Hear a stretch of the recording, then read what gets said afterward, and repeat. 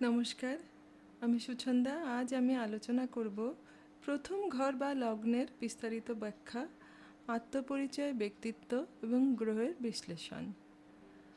আজকে আমরা আলোচনা করব হরোস্কোপের প্রথম ঘর, যাকে লগ্ন বা অ্যাসেন্ডেন্ট বলা হয়, সেটি আমাদের জীবনে কিভাবে প্রভাব ফেলে এবং কিভাবে এর বৈজ্ঞানিক এবং জ্যোতিষীয় দৃষ্টিকোণ থেকে ব্যাখ্যা করা যায়। প্রথম ঘর আমাদের আত্মপরিচয় এবং ব্যক্তিত্বের মূল ভিত্তি। এটি সেই ঘর যা আমাদের আমিকে প্রকাশ করে। আপনার জন্মের মুহূর্তে পূর্ব দিগন্তে যে রাশিটি উদিত হয়েছিল সেটি আপনার জন্মের লগ্ন নির্ধারণ করে। এই লগ্নই আপনার ব্যক্তিত্বের প্রথম ছাপ, আপনার চেহারা, আপনার আচার আচরণ এবং আপনার শারীরিক গঠনের প্রাথমিক নির্দেশ দেয়। চলুন এবার আমরা প্রথম ঘরের কিছু গুরুত্বপূর্ণ দিক নিয়ে আলোচনা করি।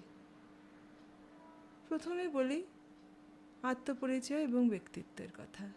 প্রথম ঘর আপনার নিজস্ব সত্তা এবং ব্যক্তিত্বের মূল কাঠামো। আপনি কিভাবে নিজেকে দেখেন, কেমনভাবে নিজের পরিচয় গড়ে তোলেন, সেটি আপনার প্রথম ঘর থেকেই স্পষ্ট হয়। এটি আপনার স্বভাব, আচরণ, এমনকি আপনার আত্মবিশ্বাস এবং আত্মসম্মানের ওপরে প্রভাব ফেলে। দ্বিতীয় পয়েন্টে আসি, যেটা হচ্ছে শারীরিক গঠন এবং চেহারা। আপনার চেহারার গঠন, উচ্চতা, শরীরের ধরন, এমনকি আপনার শরীরের ভঙ্গিমা কেমন হবে, তারও ইঙ্গিত এই প্রথম ঘর থেকে পাওয়া যায়। এটি বলা যেতে পারে যে আপনার বাহ্যিক উপস্থিতির একটা প্রারম্ভিক ছাপ এই ঘর থেকেই তৈরি হয়। এরপরের পয়েন্টে আসি, যে প্রথম ইমপ্রেশন। প্রথম ঘর আপনার প্রথম ইমপ্রেশনকেও নির্দেশ করে।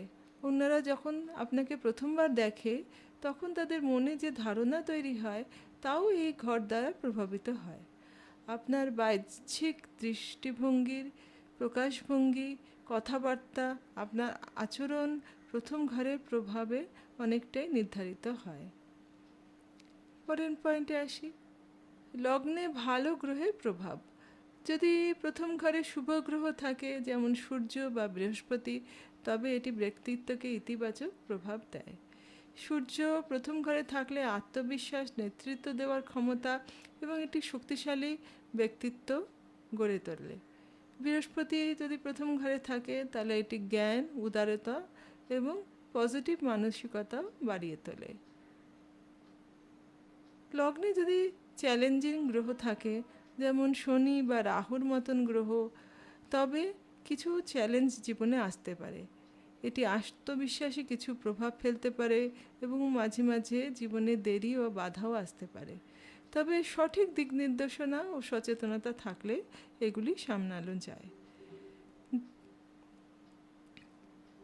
গ্রহের প্রভাব। প্রথম ঘরে থাকা গ্রহগুলি যেমন মঙ্গল, শুক্র ইত্যাদি আপনাদের জীবনে বৈজ্ঞানিক এবং প্রতীকী প্রভাব ফেলে।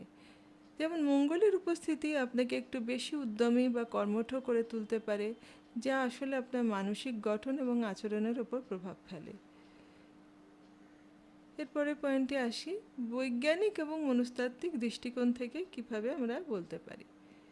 আধুনিক মনস্তাত্ত্বের দৃষ্টিকোণ থেকে প্রথম ঘরকে আমরা আত্মপরিচয়ের একটি প্রতীকী মানচিত্র হিসেবেই দেখতে পারি।